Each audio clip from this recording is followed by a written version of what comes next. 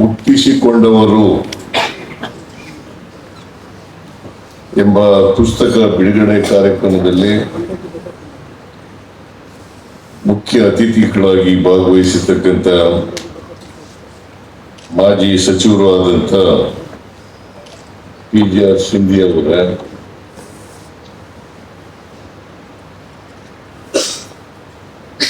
ಈ ಸಮಾರಂಭದ ಅಧ್ಯಕ್ಷತೆ ವಹಿಸಿರ್ತಕ್ಕಂಥ ಸಾಹಿತಿಗಳು ಆದಂಥ ಡಾಕ್ಟರ್ ಎಲ್ ಹನುಮಂತಯ್ಯ ಅವರ, ಮಾಜಿ ಸಚಿವರಾದಂಥ ಎಚ್ ಆಂಜನೇಯ ಅವರ, ವಿಧಾನ ಪರಿಷತ್ತಿನ ಮಾಜಿ ಸದಸ್ಯರಾದಂಥ ಮೋಹನ್ ಕೊಂಡಜ್ಜಿ ಅವರ,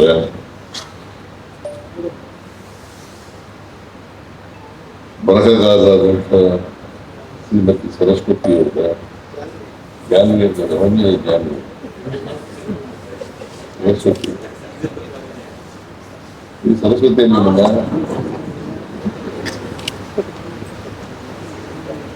ಪುಸ್ತಕದ ಸಂಪಾದಕರು, ತಿಪ್ಪೇಸ್ವಾಮಿಯವರ ಪುತ್ರಿಯೂ ಆದಂಥ ಶ್ರೀಮತಿ ಬಿ.ಟಿ. ಜಾನ್ವಿ ಅವರ, ಮಾಜಿ ಲೋಕಸಭಾ ಸದಸ್ಯರಾದಂಥ ವಿ.ಎಸ್. ಉಗ್ರಪ್ಪನವರ, ದಿಲಾವರ್ ರಾಮದುರ್ಗ ಅವರ, ಕಾರ್ಯಕ್ರಮದ ಸಂಘಟಕರು ನೀವಲ್ಲ, ವಿ.ಎಲ್. ನರಸಿಂಹಮೂರ್ತಿ ಅವರ, ಬರಹಗಾರರು, ರಾಜಕೀಯ ಕಾರ್ಯದರ್ಶಿಗಳಾದಂಥ ವಸೀರ್ ಅಹಮದ್ ಅವರ, ಎಲ್ಲ ಆಯ್ತಾ? ಅವರ ಹೆಸರು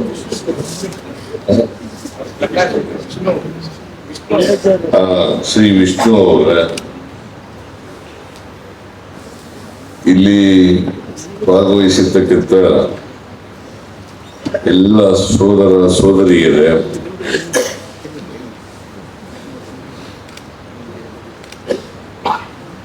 ತಿಪ್ಪೇಸ್ವಾಮಿ ಅವರ ಅಭಿಮಾನಿಗಳೇ, ಮಾಧ್ಯಮದ ಗೆಳೆಯರು, ಶ್ರೀಮತಿ ಜಾನ್ವಿ ಅವರು ಸಂಪಾದಿಸಿರ್ತಕ್ಕಂಥ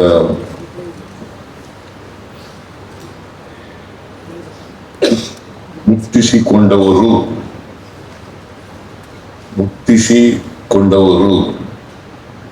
ಪುಸ್ತಕ ಬಿಡುಗಡೆ ಕಾರ್ಯಕ್ರಮ.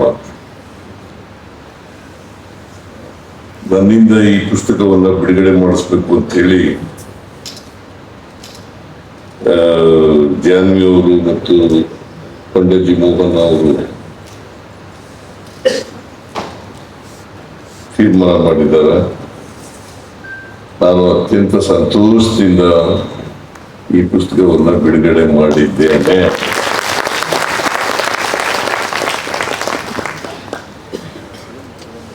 ಡಾಕ್ಟರ್ ತಿಪ್ಪೇಸ್ವಾಮಿ ಅವರು 85ರಲ್ಲಿ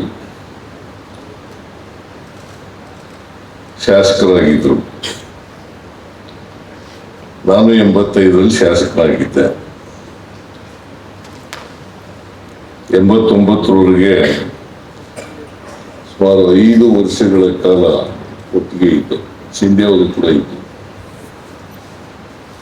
ಸಿಂಧ್ಯಾ ನಾನು ಮಿನಿಸ್ಟರ್ ಆಗಿದ್ದ, ಅವರು ತಿಪ್ಪೇಸ್ವಾಮಿ ಅವರು ಮಿನಿಸ್ಟರ್ ಆಗಿದ್ದರು. ಉಪನಾಯಕರು ನಾಯಕರಿಲ್ಲ, ಉಪನಾಯಕರಾಗಿದ್ದರು. ರಾಮಕೃಷ್ಣ ಹೆಗಡೆ ನಾಯಕರು, ಇವರು ಉಪನಾಯಕರು. ಬಟ್ ಮಂತ್ರಿ ಆಗ್ಲಿಲ್ಲ ಅಂತಕ್ಕಂಥ ನೋವಿತ್ತು ಅವರಿಗೆ. ಮಂತ್ರಿ ಆಗ್ತಕ್ಕಂಥ ಎಲ್ಲ ಅರ್ಹತೆಗಳು ಕೂಡ ತಿಪ್ಪೇಸ್ವಾಮಿ ಅವರಿಗೆ ಇತ್ತು. ತಿಪ್ಪೇಸ್ವಾಮಿಯವರು ಬಹಳ ನನಗೂ ಅವ್ರಿಗೂ ಅಷ್ಟೊಂದು ಒಡನಾಟ ಇರಲಿಲ್ಲ, ಬಟ್ ಒಳ್ಳೆ ಸ್ನೇಹಿತರು. ನೇರವಾಗಿ ಮಾತಾಡ್ತಕ್ಕಂಥ ಒಂದು ಅಪರೂಪದ ಗುಣವನ್ನ ಬೆಳೆಸ್ಕೊಂಡಿದ್ರು. ಯಾವುದೇ ವಿಚಾರವನ್ನ ನೇರವಾಗಿ ಮಾತಾಡೋದು. ಮತ್ತೆ ಅವ್ರಿಗೆ ಸ್ಪಷ್ಟತೆ ಇರ್ತಿತ್ತು, ಆ ವಿಚಾರ ಏನು ಹೇಳಬೇಕು ಅನ್ನೋದು ಸ್ಪಷ್ಟತೆ ಇರ್ತಿತ್ತು. ಅದೇ ಈಗ ಆಂಜನೇಯ ಹೇಳಿದ್ರಲ್ಲ, ಆಂಜನೇಯ ಆಗೇನು MLA ಆಗಿರ್ಲಿಲ್ಲ, 85ರಲ್ಲಿ MLA ಆಗಿದ್ದು. ನೀನು MLA ಆಗಿರ್ಲಿಲ್ಲ, ನೀನು ಯೂತ್ ಕಾಂಗ್ರೆಸ್ ಅಧ್ಯಕ್ಷನಾಗಿದ್ದ, ಯೂತ್ ಕಾಂಗ್ರೆಸ್ ಅಧ್ಯಕ್ಷನಾಗಿದ್ದ. ಇವರು ಜನತಾ ಪಾರ್ಟಿ MLA ಆಗಿದ್ದರು, ಆಮೇಲೆ ಜನತಾದಳ ಆಯಿತು. ಜನತಾದಳ ಡಿವೈಡ್ ಆಯ್ತಲ್ಲ, ಆಗ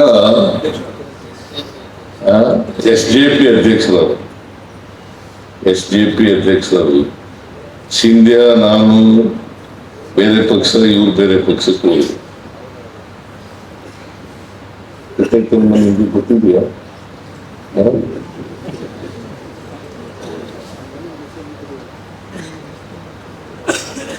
ಆದ್ರೆ ಅವರು ಬಹಳ ನಿಷ್ಠುರವಾಗಿ ಹೇಳ್ತಕ್ಕಂಥ ವಿಚಾರವನ್ನ ಹೇಳ್ತಿದ್ರು. ಯಾಕಂದ್ರೆ ನಮ್ಮ ಸಮಾಜದಲ್ಲಿ ಈ ಅಸ್ಪೃಶ್ಯರಿದ್ದಾರಲ್ಲ, ಇದು ಒಂದು ನಮ್ಮ ಸಮಾಜಕ್ಕೆ ಶಾಪ. ಇವರು ಅಸ್ಪೃಶ್ಯ ಜಾತಿಯಿಂದ ಬಂದು ಒಬ್ಬ ಪ್ರತಿಷ್ಠಿತ ಡಾಕ್ಟರ್ ಆಗಿದ್ರು, ಪರಿಣಿತಿ ಇದ್ದಂತ ಡಾಕ್ಟರ್ ಆಗಿದ್ರು ಅಂತಕ್ಕಂಥದ್ದನ್ನು ನಾವು ನೋಡ್ಲಿಕ್ಕೆ ಸಾಧ್ಯ.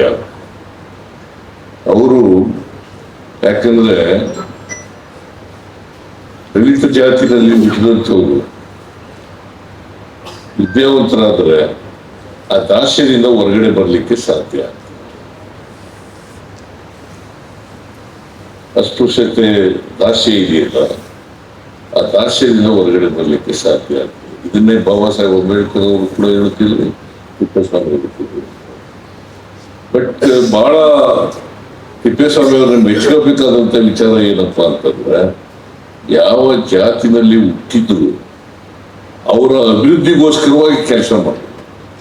ಬಹಳ ಜನ ನಮ್ಮಲ್ಲಿ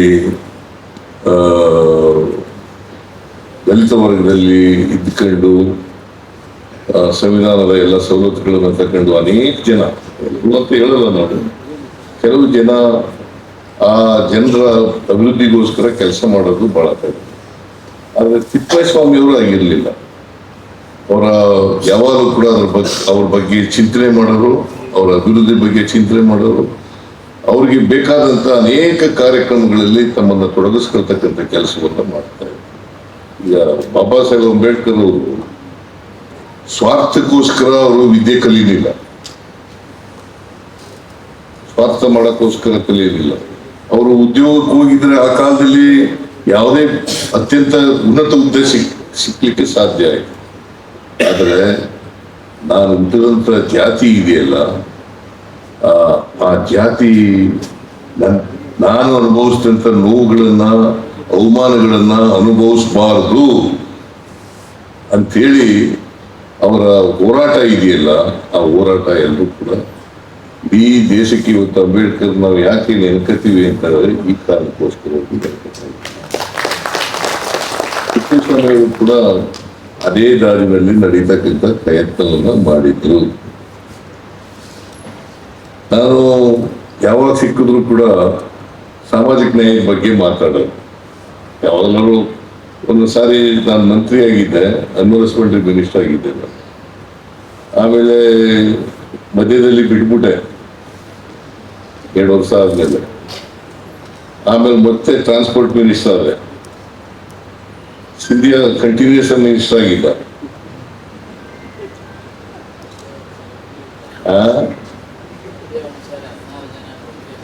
ಅಲ್ಲ ಆಗಲ್ಲಪ್ಪ, 85 ಇಂದ 89 ಅದು ಬಿಟ್ಟಿದ್ದು ಯಾವಾಗ ಅಂತಂದ್ರೆ ರಘುಪತಿ 85ನಲ್ಲಿ, ಅದು ಬೇರೆ. ಆಗ ಇವನು ಒಬ್ಬರು ಬಿಟ್ಟಿದ್ರು, 13 ಜನದಲ್ಲಿ ಇವನು ಒಬ್ಬ, ನಾನು ಒಬ್ಬ. ಇವರಿಂದಾನೇ ನಮ್ಮನ್ನೆಲ್ಲ ಬಿಟ್ಬಿಟ್ರು. ಆಗ ಇವನು ರಘುಪತಿ ಮತ್ತೆ ಜೀವರಾಜ್ ಆಳ್ವ, ಇವ್ರ ಮೇಲೆ ಕೋಪ ಇದ್ದದು. ಬಿಜಾಪುರದವನು ಇದ್ನಲ್ಲ MLA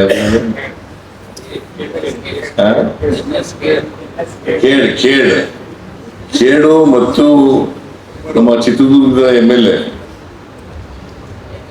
ಏಕಾಂತಯ್ಯ, ಇವ್ರಿಗೆ ಅದಕ್ಕೆಲ್ಲ ಸೈನ್ ಮಾಡಿಸಿ ಅರ್ಜಿ ಕೊಟ್ಬಿಟ್ರು. ಆಗ ಇವ್ರನ್ನ ಬಿಡಕ್ ಹೋಗಿ ನಮ್ನೆಲ್ಲ ಬಿಟ್ಬಿಟ್ರು ರಾಮಕೃಷ್ಣ ಹೆಗಡೆ ಅವರು. ಕಾಲ ಏನ್ ಹೇಳಿದ್ರು ಅಂತಂದ್ರೆ, ಜಿಲ್ಲಾ ಪಂಚಾಯತಿ ತಾಲೂಕ್ ಪಂಚಾಯತಿ ಚುನಾವಣೆ ಬರ್ತಾ ಇದೆ, ಗ್ರಾಮ ಪಂಚಾಯತ್ ಅಲ್ಲ ಪಂಚಾಯತ್ ಬರ್ತಾ ಇದೆ, ಆ ಪಂಚಾಯತಿಲಿ ನೀವೆಲ್ಲರೂ ಹೋಗಿ ಕೆಲಸ ಮಾಡ್ಬೇಕು ಅಂತೇಳಿ ನಮ್ನೆಲ್ಲ ಬಿಟ್ಬಿಟ್ರು. ಆಗ ಒಂದು ವರ್ಷ ಹೊರಗಡೆ ಇದ್ದವ್ ನಾವು, 6 ತಿಂಗಳ ಎಷ್ಟೇ ಜಾಸ್ತಿ ಇರ್ಬೇಕು ಕಣಪ್ಪ, 5 ತಿಂಗಳ.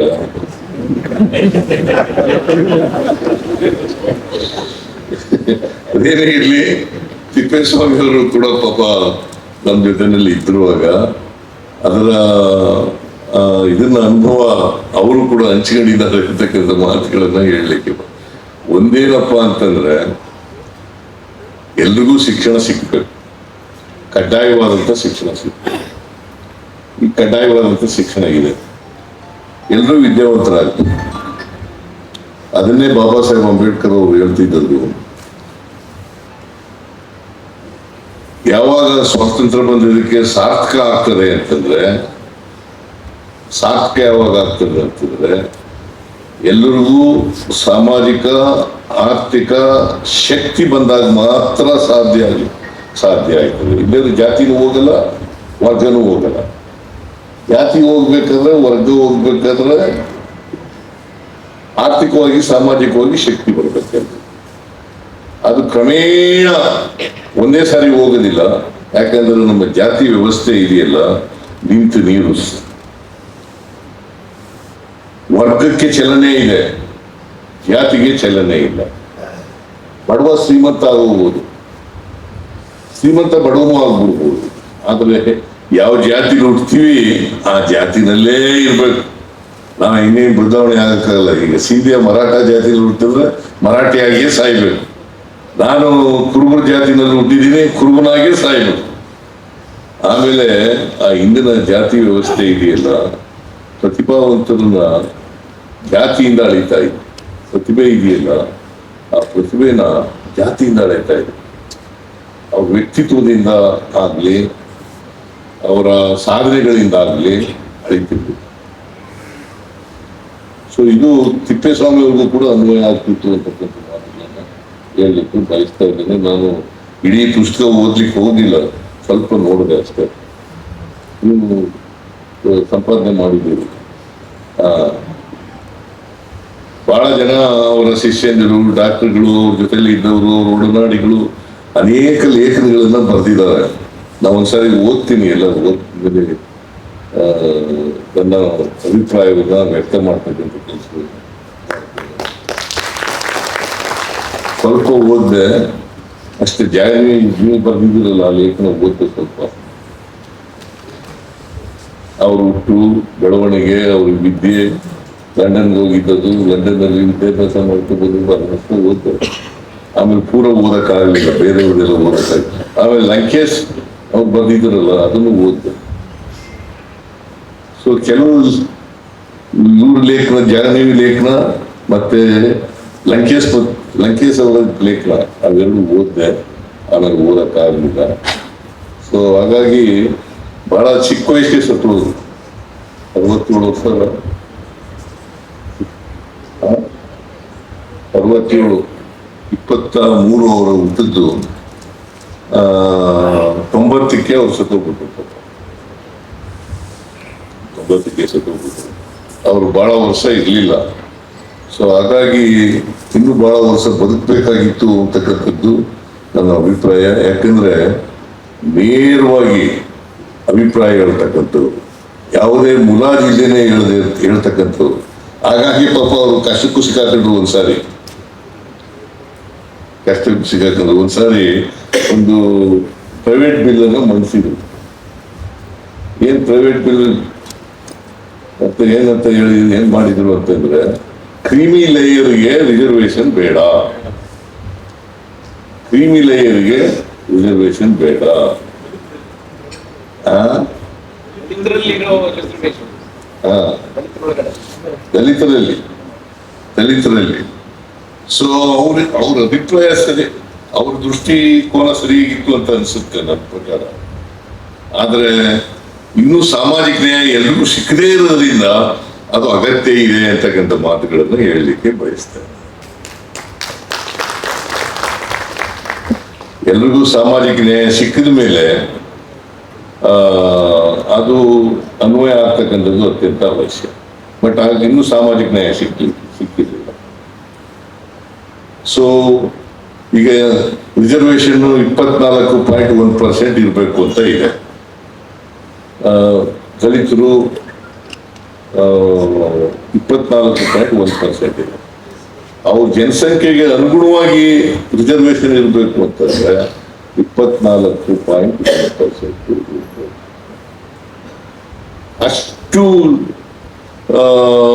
IAS IPS ರಿಸರ್ವೇಶನ್ ದಲಿತರಿಂದ ಬಂದಂತ ಜನ ಅಷ್ಟು ಬಂದ್ಬಿಟ್ಟ ಮೇಲೆ ಆಮೇಲೆ ಬೇಕಾಗಿಲ್ಲ ಅಲ್ವಾ?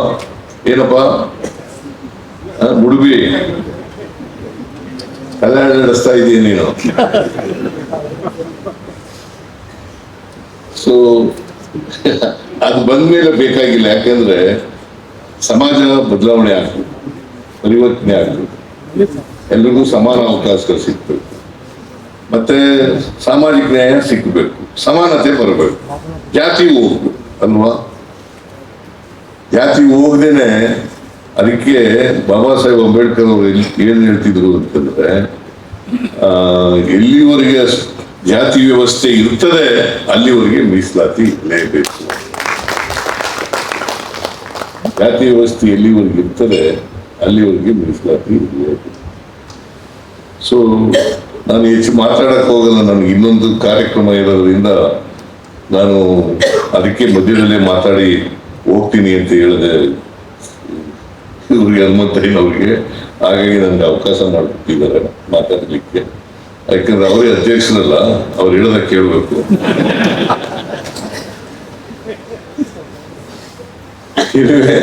ಈ ಮುಟ್ಟಿಸಿಕೊಂಡವರು ಪುಸ್ತಕ ತಿಪ್ಪೇಸ್ವಾಮಿ ಅವ್ರ ಮೇಲೆ ಬರೆದಿರ್ತಕ್ಕಂಥದ್ದು ಬಹಳ ಯೋಗ್ಯವಾಗಿದೆ ಅಂತಕ್ಕಂಥ ಮಾತುಗಳನ್ನ ಹೇಳಿ ಜಾನಿಯವರಿಗೆ ಮತ್ತು ನೀವು ಬರೆದಿದ್ರ ಮೇಲೆ ಅನುವಾದ ಮಾಡಿದ್ದೀರ.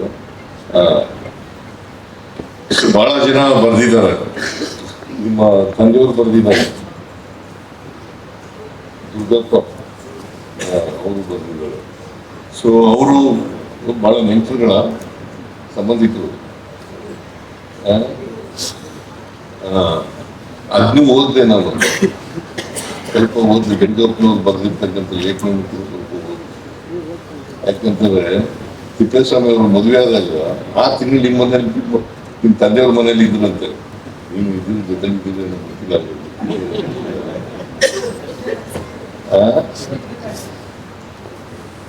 ಮದುವೆ ಮಾಡಿಸಿದೆ ಅಂತ ಹೇಳಿಲ್ಲಮ್ಮ, ಅಲ್ಲಿಗೆ ಮದುವೆ ಆದ್ಮೇಲೆ 6 ತಿಂಗಳು ಇದ್ರು ಅಂತ ಹೇಳಿದ್ದಾರೆ. ಗೊತ್ತಿಲ್ಲ ನನಗೆ, ನಿನಗೆ ಗೊತ್ತಿದ್ರೆ ನೀನ್ ಬರೆಯಮ್ಮ. ಅವ್ರು ಬರ್ದಿರೋದು ಹೇಳಿದೆ ನಾನು. ಮದುವೆ ಆದ್ಮೇಲೆ 6 ತಿಂಗಳು ನಮ್ಮ ಮನೆಯಲ್ಲೇ ಇದ್ರು. ಮದುವೆ ಮಾಡಿಸಿರ್ಬೋದು, ನಾ ಇಲ್ಲ ಅಂತ ಅಲ್ಗಳೆಯಕ್ಕೆ ಹೋಗಲ್ಲ, ನನಗೆ ಗೊತ್ತಿಲ್ಲೇ ಅಲ್ಗಳೆಯಕ್ಕೆ ಹೋಗಲ್ಲ. ಮದುವೆ ಆದ್ಮೇಲೆ 6 ತಿಂಗಳವರೆಗೆ ಇದ್ರು. ಆಮೇಲೆ ಅವರು ಡಾಕ್ಟರ್ ಆಗಿದ್ರಲ್ಲ, ಗೌರ್ಮೆಂಟ್ಗೆ ಕ್ವಾರ್ಟರ್ ಸಿಕ್ತು ಅಲ್ಲಿ ಹೋದ್ರು. ಅದೇನೇ ಇರ್ಲಿ, ನಾನು ಅದ್ರ ಬಗ್ಗೆ ಮಾತಾಡಕ್ ಹೋಗಲ್ಲ. ಬಟ್ ಎನಿವೇ ಬಹಳ ಜನ ಅವರ ವಿದ್ಯಾರ್ಥಿಗಳಾಗಿದ್ದಂಥವ್ರು, ಅವ್ರ ಒಡನಾಡಿಗಳು, ಅವ್ರ ಸಂಪರ್ಕ ಇದ್ದಂಥವ್ರು ಒಳ್ಳೆ ಲೇಖನಗಳನ್ನು ಬರೆದಿದ್ದಾರೆ. ಎಲ್ರೂ ಕೂಡ ಓದ್ಲಿ ಲೇಖನವನ್ನ ಅಂತಕ್ಕಂಥ ಮಾತುಗಳನ್ನ ಹೇಳಿ ಎಲ್ರೂ ಕೂಡ ತಿಪ್ಪೇಸ್ವಾಮಿ ಅವರಾಗಲಿಕ್ಕೆ ಪ್ರಯತ್ನವನ್ನ ಮಾಡಿ ಅಂತಕ್ಕಂಥ ಮಾತುಗಳನ್ನು ಮುಗಿಸ್ತೇನೆ. ಜೈ ಹಿಂದ್, ಜೈ ಕರ್ನಾಟಕ.